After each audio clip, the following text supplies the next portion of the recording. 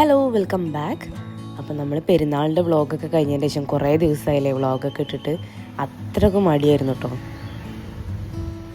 നമ്മൾ ഈ വ്ളോഗൊക്കെ ഇടുന്നത് കാണുമ്പോൾ എല്ലാവരും വിചാരം നമ്മൾ ഡെയിലി ഇതുപോലെ ഇങ്ങനെ മോട്ടിവേറ്റഡ് ആയിട്ട് എന്നും ഒരേപോലെ ജീവിക്കുന്ന ആൾക്കാരാണ്. അങ്ങനെയൊന്നുമല്ല കേട്ടോ.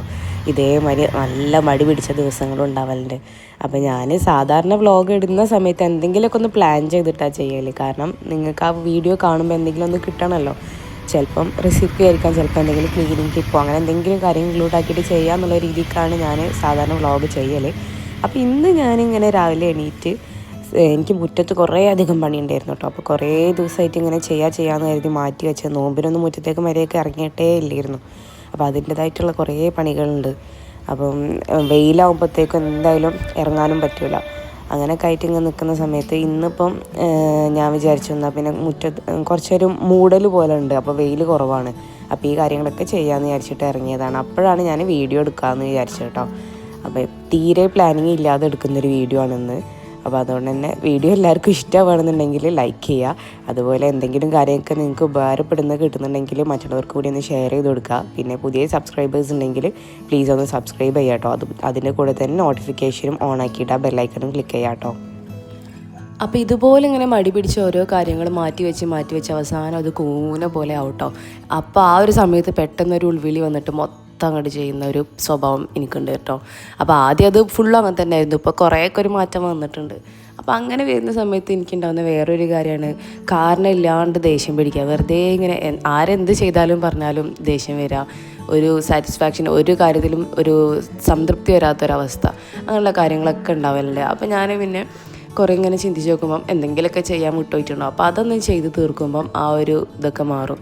അപ്പോൾ എല്ലാവർക്കും അതുപോലെയാണെന്ന് എനിക്കറിയില്ല. എനിക്ക് അങ്ങനെയുള്ളൊരു ഫീലിംഗ് വരലുണ്ട് കേട്ടോ. അപ്പോൾ നമ്മൾ തറവാട്ടിൽ നിൽക്കുന്ന സമയത്താണെങ്കിലും അങ്ങനെ തന്നെയാണ്. അപ്പോൾ ഇതുപോലെ ഇങ്ങനെ വെറുതെ ഇങ്ങനെ ദേഷ്യം വരിക, എന്താ പറയുക, നമുക്കിങ്ങനെ ഒരു കാര്യത്തിന് എന്നെക്കൊണ്ടൊന്നും പറ്റുന്നില്ലല്ലോ എന്നൊക്കെയുള്ള തോന്നലും കാര്യങ്ങളൊക്കെ വരുന്ന സമയത്ത് പെട്ടെന്ന് ഞാൻ റൂം അങ്ങോട്ട് ഡീപ്പ് ക്ലീൻ ചെയ്യും. അപ്പോൾ അത് ചെയ്ത് കഴിയുമ്പം എല്ലാം കറക്റ്റ് സ്ഥാനത്ത് അതുപോലെ നല്ല നീറ്റായിട്ട് ഇങ്ങനെ വെച്ച് കഴിയുമ്പം ഇങ്ങനത്തെ ഈ ഒരു നെഗറ്റീവ് തോട്ട്സൊക്കെ പോകുന്നതായിട്ട് എനിക്ക് ഫീൽ ചെയ്യലുണ്ട് കേട്ടോ. അപ്പോൾ എല്ലാവർക്കും അങ്ങനെയാണെന്ന് എനിക്കറിയില്ല. അങ്ങനെ ഉണ്ട് എന്നുള്ളവർ ഒന്ന് താഴെ കമൻറ്റ് ചെയ്യട്ടോ. നമ്മളെ കൂടെ ആരൊക്കെ ഉണ്ടെന്ന് അറിയാൻ വേണ്ടിയിട്ടാണ്. ഇതിപ്പോൾ കണ്ടില്ല, നമ്മളെ ചെടികളൊക്കെ കുറേ ഉണങ്ങിയതും പിന്നെ അതുപോലെ തന്നെ ഈ ഒരു തെങ്ങിൻ്റെ അവിടെ ചൂട്ടിൽ ഞാനൊരു ചക്കരൊക്കെ എന്താ പറയുക നമ്മളെ സ്വീറ്റ് പൊട്ടാറ്റോ അത് കേടായത് കൊണ്ടുപോയിട്ട് ഇട്ടിട്ടുണ്ടായിരുന്നു. അപ്പോൾ അത് വള്ളിയായിട്ട് നല്ലോണം പടർന്നു വന്നിട്ടുണ്ട്. പക്ഷെ നമുക്കിവിടെ ഇൻ്റർലോക്കമ്മിലേക്ക് വന്നതുകൊണ്ടും മണ്ണൊന്നും ഇല്ലാത്തതുകൊണ്ട് തന്നെ അതെന്തായാലും വള്ളി പടർന്നിട്ട് കാര്യമില്ല, കായ ഉണ്ടാവില്ലല്ലോ. അപ്പോൾ പിന്നെ ഞാൻ അത് വെട്ടി ഒഴിവാക്കാമെന്ന് കരുതിയിട്ടോ. പക്ഷെ നല്ല ഹെൽത്തി ആയിട്ടുള്ള വള്ളിയായിട്ടാട്ടോ വന്നിട്ടുണ്ടായിരുന്നു. മണ്ണുണ്ടെങ്കിൽ നല്ലോണം ഉണ്ടായിട്ടുണ്ടായിരുന്നു. പിന്നെ ഇതാ ഈ ഒരു പ്ലാന്റ് നമ്മൾ സിറ്റ് ഔട്ട് വെച്ചിരുന്നതാണോ. അപ്പോൾ അത് പെട്ടെന്ന് നല്ലോണം ഉണങ്ങി മൊത്തം ചീഞ്ഞ പോലെ കൈ വന്നിട്ടുണ്ടായിരുന്നു കേട്ടോ. അപ്പോൾ ഞാനിപ്പോൾ നോമ്പൊക്കെ ആയതിൻ്റെ ശേഷം ഞാൻ പറഞ്ഞില്ല, ഞാൻ പുറത്തേക്കേ ഇറങ്ങില്ല. എപ്പോഴെങ്കിലും കേശാണ് ചെടിക്കൊക്കെ വെള്ളം ഒഴിക്കുക. ഞാൻ വെള്ളം തന്നെ ഒഴിക്കാറില്ലായിരുന്നു കേട്ടോ. അപ്പോൾ ഇതിന് കറക്റ്റ് വെള്ളം എത്താഞ്ഞിട്ടും നല്ല വെയിലുകൊണ്ടൊക്കെ തോന്നുന്നു ഭയങ്കര അൺഹെൽത്തി ആയിപ്പോയി. അപ്പോൾ ഞാനതെടുത്ത് മുറ്റത്തേക്ക് വെച്ചിട്ട് കുറേ ദിവസമായി. അപ്പോൾ ഇന്നിപ്പോൾ അതിൻ്റെ ആ കേടായ ഭാഗങ്ങളൊക്കെ വെട്ടി ഒന്ന് കുട്ടപ്പനാക്കിയ ശേഷം നമുക്ക് തിരിച്ച് അതേ സ്ഥാനത്തേക്കൊന്ന് വെക്കാം കേട്ടോ. അപ്പോൾ നോമ്പ് പെരുന്നാളൊക്കെ കഴിഞ്ഞതിന് ശേഷം എൻ്റെ ഓരോ ദിവസങ്ങളും ഇതുപോലെ തന്നെയാണ് കേട്ടോ. കാര്യമായിട്ടൊരു പ്ലാനിങ്ങും ഇല്ലാതെ നമ്മൾ സാധാരണ ഭയങ്കര സ്ട്രിക്റ്റ് ആയിട്ടുള്ളതല്ലെങ്കിലും ഒരു റുട്ടീൻ ഫോളോ ചെയ്യുന്ന ആളായിരുന്നു ഞാൻ. അപ്പോൾ നോമ്പ് കഴിഞ്ഞതിന് ശേഷം യാതൊരു റുട്ടീനും ഇല്ലാത്തൊരു ജീവിതമായിരുന്നു കേട്ടോ. ഒന്നാമത് സ്കൂളിൽ പോകാനില്ല എന്നുള്ളതാണ് മെയിൻ കാരണം. മറ്റേത് സ്കൂളിൽ നമുക്ക് കൃത്യസമയത്ത് പോകണം എന്നുള്ളതുകൊണ്ട് ആ ഒരു സമയമാകുമ്പം ഒരു ഡെയിലി റുട്ടീൻ പോലെ എല്ലാം പോയിട്ടുണ്ടായിരുന്നു. ഇതിപ്പോൾ ഒന്നുമില്ല. എപ്പോഴെങ്കിലും എണീക്കുമ്പോൾ എപ്പോഴാണ് ഫുഡ് വേണ്ടത് അപ്പോൾ ഫുഡ് ഉണ്ടാക്കുക, അത് ഉണ്ടാക്കി കഴിഞ്ഞിട്ട് എപ്പോഴാണ് തോന്നുന്നത് അപ്പോൾ ക്ലീൻ ചെയ്യുക, അങ്ങനത്തെ ഒക്കെ ഒരു രീതിയിലായിരുന്നു. പിന്നെ ഇപ്പം ഇങ്ങനെ കുറേ ദിവസം ആ ഒരു രീതിയിൽ പോകുമ്പോൾ അതും നമുക്ക് മടുക്കല്ലോ. പക്ഷേ ഇടയ്ക്ക് ഇതുപോലുള്ള കാര്യങ്ങളും നല്ലതാട്ടോ. നമുക്ക് മനസ്സിന് ഇഷ്ടമുള്ള പോലെ ജീവിക്കുക എന്നുള്ളത്. എപ്പോഴും ഒരേ റുട്ടീൻ ഫോളോ ചെയ്ത് ഒരു പട്ടാളച്ചിട്ടയിൽ ഇങ്ങനെ പോകുന്ന സമയത്ത് നമുക്ക് മടുപ്പ് വരും. മറ്റുള്ള രീതിക്ക് എല്ലാവിധ മെൻ്റൽ പ്രോബ്ലംസും ഉണ്ടാവും. അപ്പോൾ ആ ഒരു സമയത്ത് ഇതുപോലെ നമുക്ക് മനസ്സെന്താണോ പറയുന്നത്, നമ്മളെ മനസ്സ് എങ്ങനെയാണോ ജീവിക്കാൻ പറയുന്നത് ആ ഒരു രീതിക്ക് ജീവിക്കുന്നത് നല്ലതാട്ടോ കുറച്ച്. അത് പക്ഷേ അത് എപ്പോഴും നല്ലതല്ല, എപ്പോഴെങ്കിലും ഒരു ബ്രേക്ക് എടുക്കുന്ന പോലെ. അപ്പോൾ ഇന്ന് ഞാനിപ്പോൾ ആ ഒരു ടൈപ്പ് വീഡിയോ കൂടിയാണ് നിങ്ങൾക്ക് ഷെയർ ചെയ്യുന്നത്. എപ്പോഴും നമ്മൾ കറക്റ്റ് മോട്ടിവേറ്റഡ് ആയിട്ടുള്ള ആ ഒരു ഡേയ്സ് അല്ലേ കാണിക്കില്ല. അപ്പോൾ ഇതുപോലുള്ള ബാഡ് ഡേയ്സ് അല്ലെങ്കിൽ ഡൗൺ ആയിട്ടുള്ള ഡേയ്സൊക്കെ എല്ലാവർക്കും ഉണ്ടാവും. അപ്പോൾ അങ്ങനെയുള്ള സമയങ്ങൾ ഞാൻ അതിജീവിക്കാൻ എന്തൊക്കെ ചെയ്യാന്നുള്ളതും കൂടി ഒന്ന് കാണിച്ചു തരാമെന്ന് വിചാരിച്ചു. അപ്പോൾ നമ്മൾ ഫ്രണ്ടിൽ വെച്ചിട്ടുള്ള ഈ ഒരു ചെടി നല്ലോണം വളർന്നു വരുന്നുണ്ട്. അപ്പോൾ അതൊന്ന് കട്ട് ചെയ്ത് ഒതുക്കി കൊടുക്കുകയാണ് കേട്ടോ.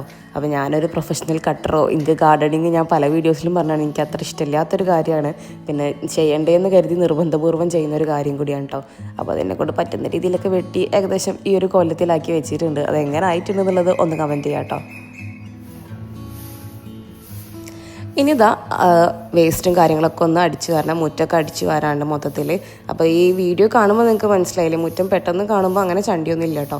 പക്ഷെ നമ്മൾ അടിച്ചു കൂട്ടി വാരി വരുന്ന സമയത്ത് അത്യാവശ്യം നല്ല വേസ്റ്റ് ഉണ്ടാവലുണ്ട്. അപ്പോൾ അത് നിങ്ങൾക്ക് ലാസ്റ്റ് കാണിച്ചു തരാം. എപ്പോഴും എല്ലാവരും വരുമ്പോൾ വീട്ടിൽ വരുമ്പോൾ പറയുന്ന കാര്യമാണ്, മുറ്റം എന്നും അടിച്ചു തരില്ലെങ്കിലും കുഴപ്പമില്ലല്ലോ, മരങ്ങളൊന്നും ഇല്ലല്ലോ എന്നാണ്. പക്ഷേ അത് മരങ്ങളില്ല എന്ന് വെച്ചിട്ട് അത്യാവശ്യം നല്ല ചണ്ടിയൊക്കെ എങ്ങനെ ആയാലും അടിച്ചേരി കഴിയുമ്പോൾ ഉണ്ടാവും കേട്ടോ. പിന്നെ എപ്പോഴും അടിച്ചു വരാനും ബുദ്ധിമുട്ടുള്ള ഏരിയ ഈ ഒരു പുല്ലാണ് കേട്ടോ. അപ്പോൾ ഈ ഗ്രാസിലാണ് നമ്മൾ മരങ്ങൾ കൂടുതലുള്ളതും എന്നുകൊണ്ട് തന്നെ ഒരുപാട് ഇലകൾ അതിലാണ് ഉണ്ടാവുക. അതൊന്ന് അടിച്ചു വരി കളയാന്നുള്ളതാണ് ബുദ്ധിമുട്ട്. അതുപോലെ തന്നെ അതിൻ്റെ കൂടെ കുറേ കളകൾ പോലെ ചെറിയ ചെറിയ പ്ലാന്റ്സും കാര്യങ്ങളൊക്കെ ഉണ്ടാകും. അതൊക്കെ ഒന്ന് പറിച്ചെടുക്കണം. പക്ഷെ അത് അധികം ഞാൻ ചെയ്യില്ല, അത് അധികം ഹസ്ബൻഡ് തന്നെയാണ് ചെയ്യുന്നത്. ഞാനൊന്ന് ക്ലീൻ ആക്കിയിട്ട് പോകലേ ഉള്ളൂ.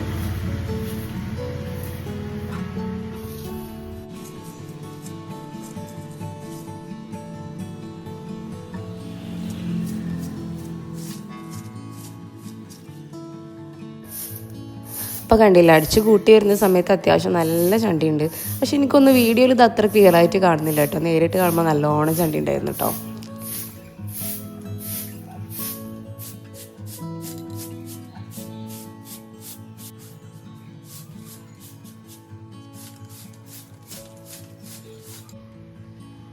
അങ്ങനെ നമ്മളെ മുറ്റത്തുള്ള എല്ലാ അടിക്കലും വാരലും നന്നാക്കലും അങ്ങനെയുള്ള എല്ലാ പണികളും കഴിഞ്ഞപ്പോൾ തന്നെ അതാ ഓരോരുത്തരായിട്ട് എണീറ്റ് വരാൻ തുടങ്ങിയിട്ടുണ്ട്. അപ്പോൾ സാധാരണ ഇവരൊക്കെ എണീക്കുന്നതിന് മുന്നായിട്ട് ഞാൻ ബ്രേക്ക്ഫാസ്റ്റിനുള്ള കാര്യങ്ങൾ എന്തെങ്കിലും ഒന്ന് റെഡിയാക്കി വെക്കും. അപ്പോൾ ഇന്നിപ്പോൾ അതിനുള്ള ടൈമൊന്നുമില്ല. എണീറ്റ് കഴിഞ്ഞാൽ പിന്നെ എല്ലാവർക്കും ഭയങ്കര വിശപ്പാട്ടോ. അപ്പോൾ ഞാൻ വിചാരിച്ചു എന്നാൽ പിന്നെ ഇന്ന് ഞാൻ ആദ്യം വിചാരിച്ച നൂൽപുട്ടൊക്കെ ഉണ്ടാക്കാമെന്നാണ്. പിന്നെ കരുതി എന്നാൽ പിന്നെ സിമ്പിളായിട്ട് എന്തെങ്കിലുമൊക്കെ ഉണ്ടാക്കാമെന്ന്.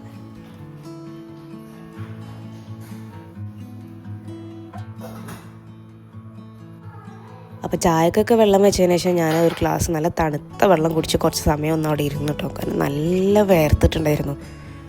അങ്ങനെ കുറച്ച് ടൈം ഒന്ന് ഇരുന്നതിന് ശേഷമാണ് പിന്നെ ഞാൻ ബ്രേക്ക്ഫാസ്റ്റിൻ്റെ കാര്യത്തിലേക്ക് വന്നിട്ടുള്ളത്. ആ സമയത്താണ് ഫ്രിഡ്ജിൻ്റെ താഴ്ഭാഗത്തൂടെ വെള്ളം വരുന്നത് ഞാൻ ശ്രദ്ധിച്ചത് കേട്ടോ. നിങ്ങൾക്ക് വീഡിയോ കാണുന്നുണ്ടോ എന്ന് എനിക്കറിയില്ല. അപ്പോൾ അതൊന്ന് ഇനി വിളിച്ചൊന്ന് കംപ്ലയിൻറ്റ് രജിസ്റ്റർ ചെയ്യണം. എന്തുകൊണ്ടാണ് വരുന്നതെന്നറിയില്ല. സാധാരണ നമ്മൾ ഫ്രിഡ്ജിൻ്റെ വെള്ളം വേസ്റ്റ് വാട്ടർ ബാക്കിലേക്ക് പോകുന്ന ഭാഗത്തുള്ള പൈപ്പ് ബ്ലോക്ക് ആവുന്ന ടൈമിലൊക്കെയാണ് ഇങ്ങനെ മുന്നോട്ട് വരല്. അപ്പോൾ ഇതിനങ്ങനെ പൈപ്പൊന്നും ഞാൻ നോക്കിയിട്ട് കാണുന്നില്ല. മൊത്തം കൺസീൽഡാണല്ലോ ഇപ്പോഴത്തെ ടൈപ്പൊക്കെ. അപ്പോൾ എന്തായാലും സർവീസിന് വിളിക്കേണ്ടി വരും. പിന്നെ നമ്മളിന്ന് ഉണ്ടാക്കാൻ വിചാരിച്ചത് അവൽ കുഴച്ചാണ് കേട്ടോ. അപ്പോൾ ഇത്രയും സിമ്പിളായിട്ട് ഉണ്ടാക്കാൻ പറ്റുന്ന ബ്രേക്ക്ഫാസ്റ്റ് വേറെ ഉണ്ടാവില്ലല്ലോ.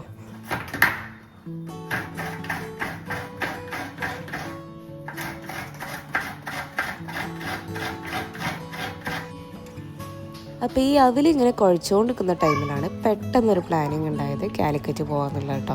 അപ്പോൾ ഇതുപോലെയാണ് ഇപ്പോഴത്തെ മിക്ക ദിവസങ്ങളും. പെട്ടെന്നായിരിക്കും എവിടെയെങ്കിലും പോകാനുള്ള ഓരോ തീരുമാനങ്ങൾ. അപ്പോൾ അതുകൊണ്ട് തന്നെ പ്രീ പ്ലാൻഡ് അല്ലാത്ത ഒരുപാട് കാര്യങ്ങളാണ് ഇപ്പോൾ ലൈഫിൽ നടന്നുകൊണ്ടിരിക്കുന്നത്. അപ്പോൾ കാലിക്കറ്റ് പോകുന്നത് ഹസ്ബൻഡിന് പല ആവശ്യങ്ങളുണ്ട്. നമുക്കൊരു ആവശ്യമില്ല കേട്ടോ. വെറുതെ കാറ് പോകുമ്പോൾ അതിൽ കയറിയിരുന്ന് പോവുക, തിരിച്ചു വരിക. ചിലപ്പോൾ എവിടെ ഇറങ്ങുക പോലും ഉണ്ടാവില്ല. അപ്പോൾ അങ്ങനെയാണ് അധികം പോക്കുണ്ടാവുക. പിന്നെ എനിക്ക് ആ പോക്ക് ഭയങ്കര ഇഷ്ടമാണ് കേട്ടോ. വെറുതെ വണ്ടിയിലൊന്ന് പോയാൽ മതി. എന്തെങ്കിലും സ്ട്രെസ്സോ കാര്യങ്ങളോ അല്ലെങ്കിൽ പല കാര്യങ്ങളും നമുക്ക് വിഷമങ്ങൾ വരുന്ന പല സിറ്റുവേഷൻസ് ഉണ്ടാവുമല്ലോ. അപ്പോൾ ആ ടൈമിലൊക്കെ എനിക്കിതുപോലെ കാറിലോ ബൈക്കിലോ ഒന്ന് ജസ്റ്റ് റോഡിലൂടെ പോയാൽ മതി. വേറെ ഒരു ഡെസ്റ്റിനേഷനിലേക്ക് പോകണമെന്നോ അവിടെ ഇറങ്ങണമെന്നോ അങ്ങനത്തെ യാതൊരു നിർബന്ധമില്ല. ജസ്റ്റ് ഇങ്ങനെ പോയി വന്നാൽ തന്നെ ഭയങ്കര റിലാക്സേഷൻ. എനിക്കത് ഭയങ്കര സന്തോഷം കൂടിയാണ് കേട്ടോ. എനിക്ക് ഏറ്റവും ഇഷ്ടം എന്ന് പറഞ്ഞാൽ നമുക്ക് നോൺ സ്റ്റോപ്പായിട്ട് സ്റ്റോപ്പില്ലാണ്ട് എത്രത്തോളം കാറിൽ പോകാൻ പറ്റുമോ അത്രത്തോളം പോകാമെന്നുണ്ടെങ്കിൽ അത്രയും സന്തോഷമാണ് കേട്ടോ. അപ്പം അങ്ങനത്തെ വട്ട് കേസുകൾ ആരെങ്കിലും ഉണ്ടെങ്കിൽ ഒന്ന് കമൻറ്റ് ചെയ്യാം കേട്ടോ. അങ്ങനെ ഇതാ നമ്മളെ ചായ കൂടിയൊക്കെ പെട്ടെന്ന് കഴിഞ്ഞ് ഞങ്ങളിതാ പോയിട്ടുണ്ട് കേട്ടോ. അങ്ങനെ പോയി അവർക്ക് വേണ്ടിയിട്ടുള്ള ഓരോ കാര്യങ്ങളൊക്കെ അവർ ചെയ്തു. പിന്നെ ഇന്ന് ഫ്രൈഡേ ആണ്, അപ്പം പള്ളിയിലൊക്കെ കയറിയിട്ടുണ്ട്. അപ്പോൾ നമ്മളിങ്ങനെ അതൊക്കെ കഴിഞ്ഞ് ചെറുതായിട്ട് ലൈറ്റായിട്ട് അവിടുന്ന് ഫുഡും കഴിച്ചിട്ടാണ് തിരിച്ചു വന്നത്. പക്ഷേ നമ്മൾ പള്ളിയിലേക്ക് എത്തുമ്പോഴത്തേക്കും നാട്ടിലെത്തണമെന്ന് വിചാരിച്ചതാണ്. പക്ഷേ എത്തിയപ്പോൾ 2:30 മണിയായിട്ടുണ്ട് കേട്ടോ. അപ്പോൾ വന്ന പാടെ നല്ല ചൂടല്ലേ, അപ്പോൾ നല്ല തണുത്ത മിൽക്ക് സർബത്ത് ഉണ്ടാക്കി കുടിച്ചു. ശേഷം 2:30 മണിയായിട്ടുണ്ട്. നമ്മൾ നേരത്തെ പൊറോട്ടൊക്കെ കഴിച്ചതാണ്, എന്നാലും ഒരു ലഞ്ച് എന്നുള്ള പരിപാടിക്ക് വേണ്ടിയിട്ട് ഞാൻ വിചാരിച്ചു എന്നാൽ പിന്നെ ഇന്ന് കഞ്ഞി ഉണ്ടാക്കാം. സാധാരണ നമ്മൾ വല്യരി വെച്ചിട്ട് റേഷൻ കടയിൽ നിന്ന് കിട്ടുന്ന വേവ് കുറവുള്ള അരി വെച്ചിട്ട് കഞ്ഞിയും നല്ലൊരു അടിപൊളി ചമ്മന്തി ഉണ്ടാക്കി കേട്ടോ.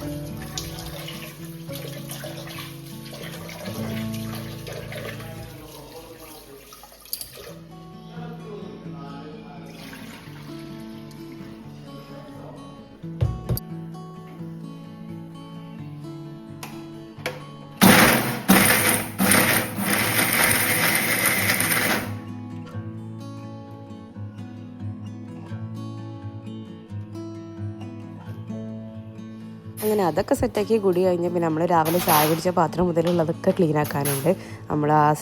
നമ്മൾ ഡിഷ് ട്രെയിൻ റാക്കൊന്നും ഒഴിവാക്കിയിട്ടുണ്ടായിരുന്നില്ല. അപ്പോൾ അതൊന്ന് പാത്രങ്ങളൊക്കെ ആദ്യം ഒഴിവാക്കി ബാക്കിയുള്ള കഴുകാനുള്ള പാത്രങ്ങളൊക്കെ കഴുകി വെച്ചൊക്കെ ക്ലീൻ ആക്കിയതിന് ശേഷം അപ്പോൾ സമയം ഏകദേശം ഒരു 3 മണിയായിട്ടോ. പിന്നെ നമ്മളൊരു 4-4:30 ആ ഒരു ടൈം വരെ ഒന്ന് റെസ്റ്റ് എടുത്തു. ഉറങ്ങി എന്ന് പറയാൻ വേണ്ടി പറ്റില്ല, വെറുതെ ഇങ്ങനെ കുറച്ച് നേരം ഫോണിലൊക്കെ കുത്തി കളിച്ച് അങ്ങനെയുള്ള കാര്യങ്ങളൊക്കെ ചെയ്തു കേട്ടോ. അപ്പോൾ കിടക്കാൻ പോകുന്നതിന് മുന്നായിട്ട് ഞാൻ ഓർത്ത് വെച്ചിട്ട് വെള്ളത്തിലിടാൻ എന്തിനാണ് ബ്രേക്ക്ഫാസ്റ്റിനുള്ള കാര്യങ്ങൾ കേട്ടോ. അപ്പോൾ റാഗി ദോശക്കുള്ള ഐറ്റംസ് ആട്ടോ ഞാൻ വെള്ളത്തിലേക്ക് ഇടുന്നത്. അപ്പോൾ അതിന് വേണ്ടി 1 കപ്പ് റാഗി, 1/2 കപ്പ് ഉഴുന്ന്, 1/2 കപ്പ് പച്ചരി ഇത്രയും കൂടി വെള്ളത്തിലേക്ക് ഇട്ടിട്ട് ഞാൻ നല്ലോണം കഴുകി വെച്ചിട്ടുണ്ട്. അപ്പോൾ ഉഴുന്നെടുത്ത സമയത്ത് അതിലിങ്ങനെ ചെറുതായിട്ട് കുത്താളം വരുന്നുണ്ടോ എന്നൊരു ഡൗട്ട്. അപ്പോൾ അത് ഞാനൊന്ന് വെയിലത്തേക്കും കൂടി വെച്ചിട്ടോ. പിന്നെ ഈ റാഗി ദോശ അല്ലെങ്കിൽ റാഗി ഇഡ്ഡലി രണ്ടും ഈ ഒരു സെയിം മാവ് വെച്ചിട്ട് നമുക്ക് ഉണ്ടാക്കിയെടുക്കാം. നല്ലതാണ് കേട്ടോ, നല്ല ഹെൽത്തി ഓപ്ഷനാണ്. ഡയറ്റൊക്കെ ഫോളോ ചെയ്യുന്നവർക്കൊക്കെ അതുപോലെ തന്നെ ഹെൽത്തി ആയിട്ട് ഫുഡ് കഴിക്കണം എന്ന് ആഗ്രഹമുണ്ട്, എന്നാൽ പിന്നെ നമ്മൾ ഡയറ്റൊന്നും ചേഞ്ച് ആക്കാനും പറ്റില്ല എന്നുള്ളവർക്കൊക്കെ നല്ലൊരു ഓപ്ഷനും കൂടിയാണ്. പിന്നെ ഞാൻ ഈ ഒരു പരിപാടി മറക്കാതെ ചെയ്യാനുള്ള കാരണം എന്ന് വെച്ചാൽ രാവിലത്തെ ബ്രേക്ക്ഫാസ്റ്റാണ് എപ്പോഴും എന്തുണ്ടാക്കാൻ നല്ല മടി കിട്ടും. അപ്പോൾ ആ ഒരു സമയത്ത് ഇങ്ങനെ മടിച്ചിരിക്കുമ്പോൾ എന്തുണ്ടാക്കും എന്ന് ആലോചിച്ച് നിൽക്കുന്ന ടൈമാണ്. അപ്പോൾ ഇതുപോലെയുള്ള മാവ് കാര്യങ്ങളൊക്കെ റെഡിയാക്കി വെക്കാന്നുണ്ടെങ്കിൽ പിന്നെ രാവിലെ ഒരു ടെൻഷനും ഇല്ല കേട്ടോ. അപ്പം പിന്നെ കാര്യങ്ങളെല്ലാം സ്മൂത്തായിട്ട് പോകും. അല്ലാന്നുണ്ടെങ്കിൽ ആദ്യം തന്നെ ഒരു മടി കൊടുക്കും, ഇന്ന് ഉണ്ടാക്കണോ അല്ലെങ്കിൽ ഇന്ന് എന്തുണ്ടാക്കും എന്ന് ആലോചിച്ചിട്ട്. അങ്ങനെ ഇതൊക്കെ കഴുകി വൃത്തിയാക്കിയതിൻ്റെ കൂടെ ഞാൻ 1 സ്പൂൺ ഉലുവയും കൂടി ചേർത്തിട്ടുണ്ട്. അത് ഞാൻ കാണിക്കാൻ വിട്ടുപോയതാണ് കേട്ടോ. അപ്പോൾ അത് നിങ്ങൾ മറക്കാതെ ചേർക്കുക.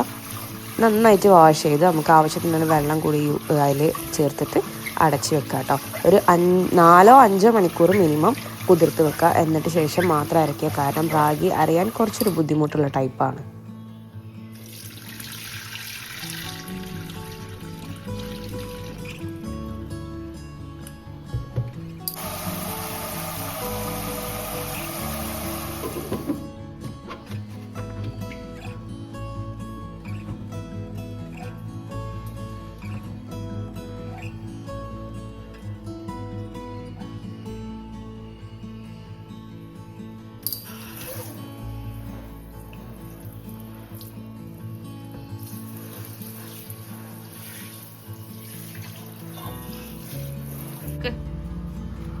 അങ്ങനെ വൈകുന്നേരം നമ്മൾ പിന്നെ തറവാട്ടിലേക്ക് പോയിട്ടോ. അപ്പം സാധാരണ നമ്മൾ ഒരു ദിവസം ഇടവിട്ട് അങ്ങനെ പോകുന്നതാണ്. ഇപ്പം ഈ പറഞ്ഞ പോലെ വെക്കേഷൻ ആയതുകൊണ്ട് തന്നെ അങ്ങോട്ടും ഇങ്ങോട്ടും പോക്കും നമ്മുടെ കാര്യത്തിൽ തന്നെ യാതൊരു ഉറപ്പും ഇല്ലാത്തതുകൊണ്ട് തന്നെ തറവാട്ട് പോക്കൊക്കെ കുറവാണ് കേട്ടോ. അപ്പോൾ ഇന്നിപ്പോൾ ഏതായാലും ഒന്ന് അങ്ങോട്ട് പോകാമെന്ന് വിചാരിച്ചു.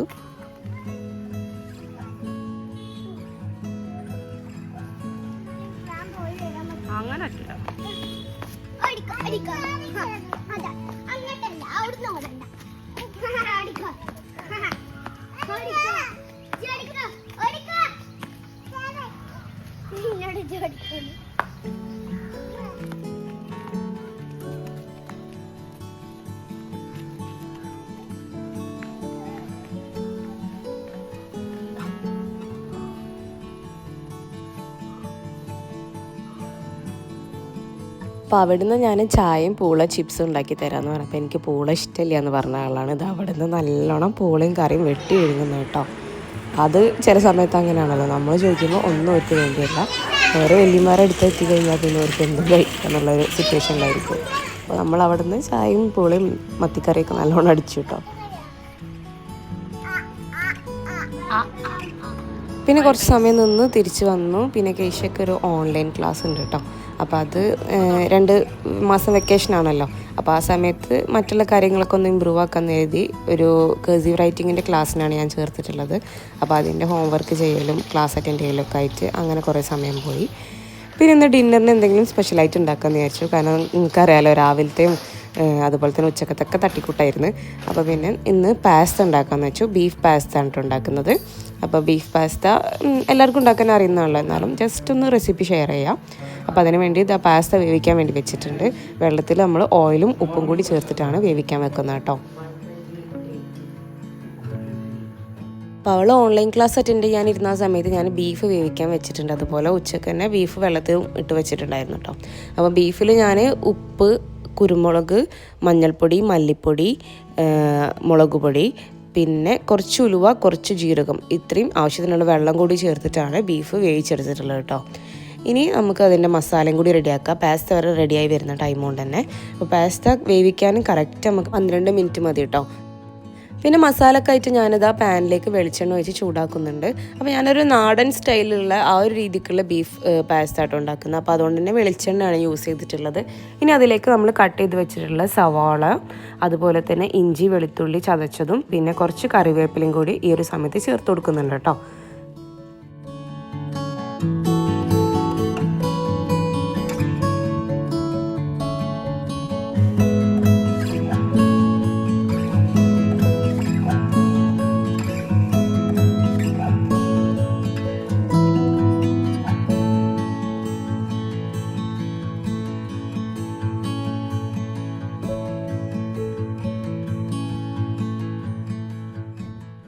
ഇനി ഇതെല്ലാം കൂടി ഹൈ ഫ്ലെയിമിലിട്ട് നന്നായിട്ട് ബ്രൗൺ ആക്കി എടുക്കാം കേട്ടോ. ഗോൾഡൻ ബ്രൗൺ ആയി വാടി വന്നാൽ പോരാ, നല്ല രീതിയിലൊന്ന് ബ്രൗൺ ആയി വന്നോട്ടോ കേട്ടോ.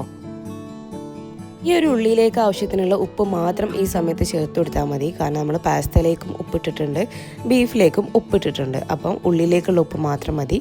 ഇനി നന്നായിട്ട് വാടി വന്നിട്ടുണ്ട്, ചെറിയ രീതിയിൽ ബ്രൗൺ ആയും സ്റ്റാർട്ടായിട്ടുണ്ട്. ഈ സമയത്ത് നമുക്കിതിലേക്ക് ചേർക്കേണ്ട കാര്യങ്ങളാണ് മസാലപ്പൊടികൾ. അപ്പം കുറച്ച് മഞ്ഞൾ, കുറച്ച് മല്ലി, അതുപോലെ തന്നെ കുറച്ച് മാത്രം മുളക് പൊടിയും ഗരം മസാലയും കൂടി ചേർത്ത് കൊടുക്കുക. ഇതിപ്പോൾ ഞാൻ ചേർക്കുന്നത് എന്തുകൊണ്ടാണെന്ന് വെച്ചാൽ ഞാൻ ബീഫ് വേവിച്ചത് വെള്ളം മൊത്തം വറ്റിപ്പോയിട്ടുണ്ടായിരുന്നു. അപ്പോൾ ആ ഒരു കറി പോലെ നിങ്ങൾക്ക് കിട്ടുകയാണെന്നുണ്ടെങ്കിൽ ഇങ്ങനെ മസാല ചേർക്കേണ്ട ആവശ്യമില്ല കേട്ടോ. ഇതിലേക്ക് കുറച്ച് കുരുമുളക് പൊടിയും കൂടി ചേർത്തിട്ടുണ്ട്, പറയാൻ വിട്ടുപോയതാണ്. ഇനി ഇതാ നമ്മളതിലേക്ക് ഇതൊന്ന് മസാലയൊക്കെ മൂത്ത് വരുന്ന ടൈമിൽ ഒരു വലിയ തക്കാളി ചെറുതാക്കി നുറുക്കിയതും കൂടി ചേർത്ത് കൊടുക്കാം.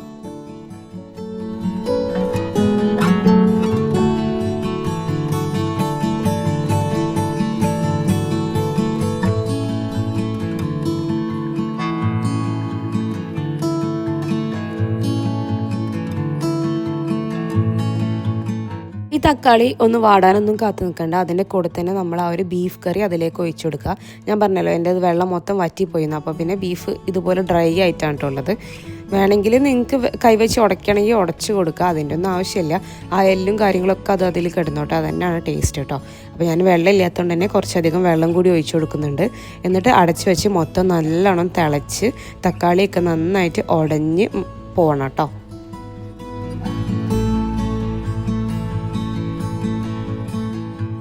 അപ്പോൾ അതവിടെ റെഡി ആവുന്ന ടൈമിൽ ഞാനിവിടെ നമ്മൾ റാഗി ദോശക്കുള്ള മാവ് അരച്ച് വെക്കുന്നുണ്ട് കേട്ടോ.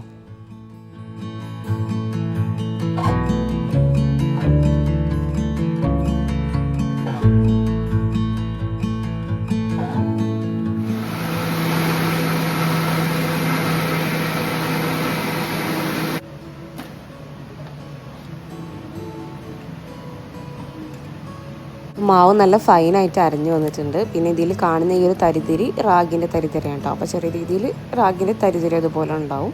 പക്ഷെ എന്നാലും നമുക്ക് നല്ല സ്മൂത്തായിട്ട് കൈവച്ച് ഇങ്ങനെ ഉരച്ച് നോക്കുമ്പോൾ ആ ഒരു ഒര ഇല്ലാത്ത രീതിയിൽ നല്ല സ്മൂത്തായിട്ടുള്ള ബാറ്റർ തന്നെയാണ് കിട്ടുക. അങ്ങനെ ഇത് മൊത്തത്തിൽ മാവ് അരച്ച് കഴിഞ്ഞതിന് ശേഷം കൈ വെച്ചിട്ട് ഇതുപോലെ നന്നായിട്ട് അടിച്ചു കൊടുക്കുക കേട്ടോ. ഈ ഒരു മാവ് അരയ്ക്കുന്ന സമയത്ത് ഞാനിതിലേക്ക് ചോറോ അവലോ അങ്ങനെയുള്ള കാര്യങ്ങളൊന്നും ചേർത്തിട്ടില്ല. നിങ്ങൾക്ക് വേണമെന്നുണ്ടെങ്കിൽ ഒരു പിടി ചോറോ അവലോ കൂടി ചേർത്ത് കൊടുക്കുക. അതിൻ്റെ ആവശ്യമില്ല കേട്ടോ, അല്ലാതെ തന്നെ മാവ് നന്നായിട്ട് പൊങ്ങി വരും. പക്ഷേ ഇതുപോലെ കൈവച്ച് നല്ലോണം അടിച്ചു കൊടുക്കണം കേട്ടോ. ഒരു 1-2 മിനിറ്റ് തന്നെ നിർത്താതെ കൈവച്ചിട്ട് എല്ലാ ഭാഗത്തുള്ളതും സ്ക്രേപ്പ് ചെയ്തിട്ട് നന്നായിട്ട് അടിച്ചു കൊടുക്കുക.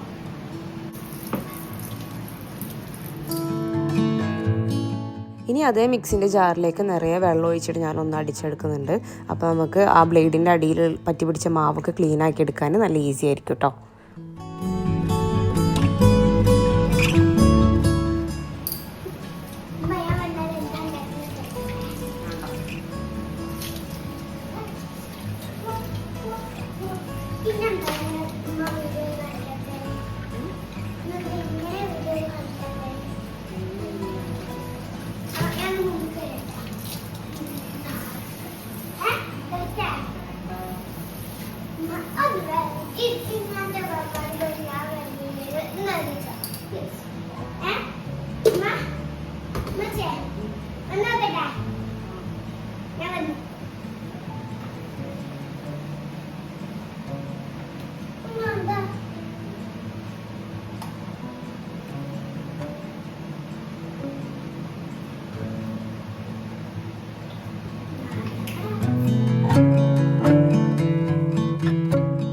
അങ്ങനെ ബീഫിൻ്റെ മസാല ഒക്കെ റെഡി ആയിട്ടുണ്ട്. ഇനി അതിലേക്ക് നമ്മൾ വേവിച്ച് വെച്ചിട്ടുള്ള പാസ്ത ചേർത്ത് കൊടുക്കുകയാണ്. അപ്പോൾ ഞാനിത് വെള്ളം ഡ്രെയിൻ ചെയ്തിട്ടില്ല, കുറച്ചധികം വെള്ളം ഉള്ളതുകൊണ്ട് തന്നെ അങ്ങനെ ഒട്ടി പിടിക്കുമല്ലോ കേട്ടോ. പിന്നെ അതിൻ്റെ ഒരു ആവശ്യം തോന്നിയില്ല. എളുപ്പത്തിന് വേണ്ടിയിട്ട് ഞാൻ അതുപോലെ ഇങ്ങനെ കോരി വെച്ചിട്ട് ഓരോന്ന് അതിലേക്ക് ഇടുകയാണ് കേട്ടോ. അതല്ലാന്നുണ്ടെങ്കിൽ നിങ്ങൾക്ക് വെറുതെ വെള്ളം ഡ്രെയിൻ ചെയ്ത് ഇട്ട് കഴിഞ്ഞതിന് ശേഷം കുറച്ച് പച്ചവെള്ളം കൂടി ഒഴിച്ചു കൊടുത്തതിന് ശേഷം വെള്ളമൊക്കെ പോയിട്ട് അങ്ങനെ തട്ടിക്കൊടുക്കാം. നല്ല നാടൻ ടേസ്റ്റുള്ള അടിപൊളി പാസ്തേൻ്റെ റെസിപ്പിയാണ്. അപ്പം ട്രൈ ചെയ്ത് നോക്കാത്തവരുണ്ടെങ്കിൽ തീർച്ചയായും ട്രൈ ചെയ്ത് നോക്കുക.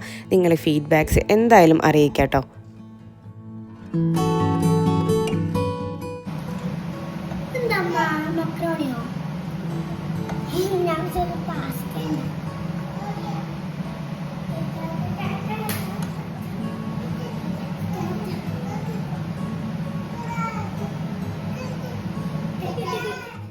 അങ്ങനെ ആ ഫുഡൊക്കെ കഴിച്ച് നമ്മൾ കിടന്നിട്ടുണ്ട് കേട്ടോ. അപ്പോൾ കിടക്കാൻ പോകുമ്പോഴുള്ള ഓരോരോ പരിപാടികളാണ്. ഒന്ന് കിടത്തി കിട്ടാൻ കുറച്ച് ബുദ്ധിമുട്ടാണ് കേട്ടോ.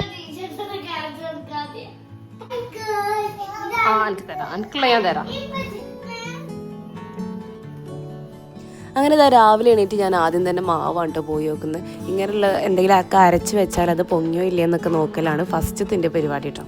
അപ്പോൾ നമ്മൾ മാവ് കറക്റ്റായിട്ട് നന്നായിട്ട് ഫെർമെൻ്റ് ആയി വന്നിട്ടുണ്ട്. ഇന്ന് ഞാൻ ഇത് വെച്ചിട്ട് ഇഡ്ഡലിയാണ് ഉണ്ടാക്കാൻ പോകുന്നത്. എപ്പോഴും പറയുന്ന പോലെ തന്നെ ആദ്യത്തെ ദിവസം ഇഡ്ഡലി, പിറ്റേ ദിവസം ദോശ, അങ്ങനെയാണ് കേട്ടോ ചെയ്യാൽ. അപ്പോൾ ഇഡ്ഡലിയൊക്കെ നല്ല സൂപ്പർ സോഫ്റ്റ് ആയിട്ട് തന്നെ വന്നിട്ടുണ്ട്. അതിന് കൂടെ ഞാൻ ഒരു സിമ്പിൾ ചട്നിയാണ് ഉണ്ടാക്കാമെന്ന് വിചാരിച്ചത് കേട്ടോ. തക്കാളി ഒന്നും യൂസ് ചെയ്യാത്ത രീതിയിലുള്ള ഒരു ചുവപ്പ് ചട്നി.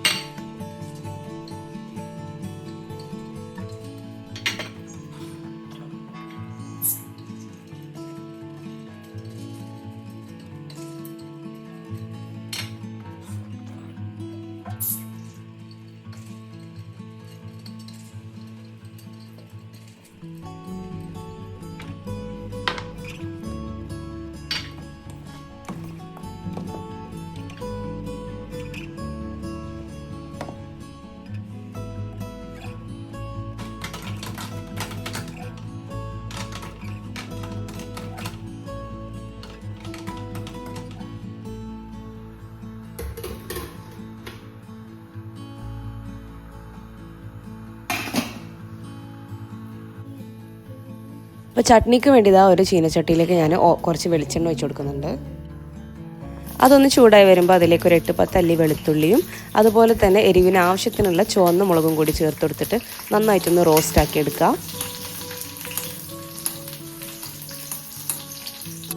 റോസ്റ്റായി വരുമ്പോൾ അതിലേക്ക് കുറച്ച് തേങ്ങാക്കൊത്ത് ചേർത്ത് കൊടുക്കുന്നുണ്ട് കേട്ടോ.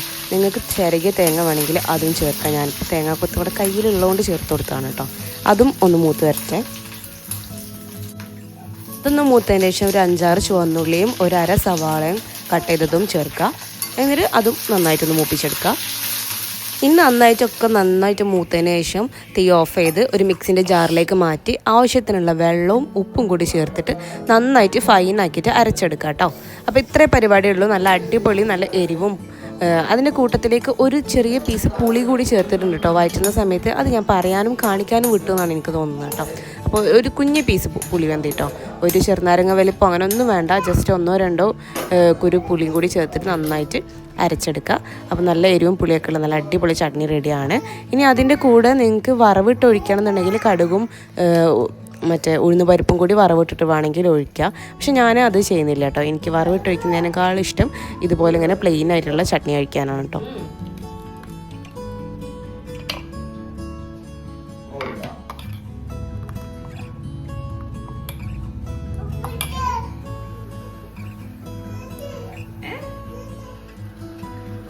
ആ ഒരു സമയം കൊണ്ട് നമ്മൾ ഇഡ്ഡലിയും സെറ്റായിട്ടുണ്ട്. അപ്പം നോർമൽ ഇഡ്ഡലിനേക്കാളും വേവ് കുറച്ച് കൂടുതലാണ്.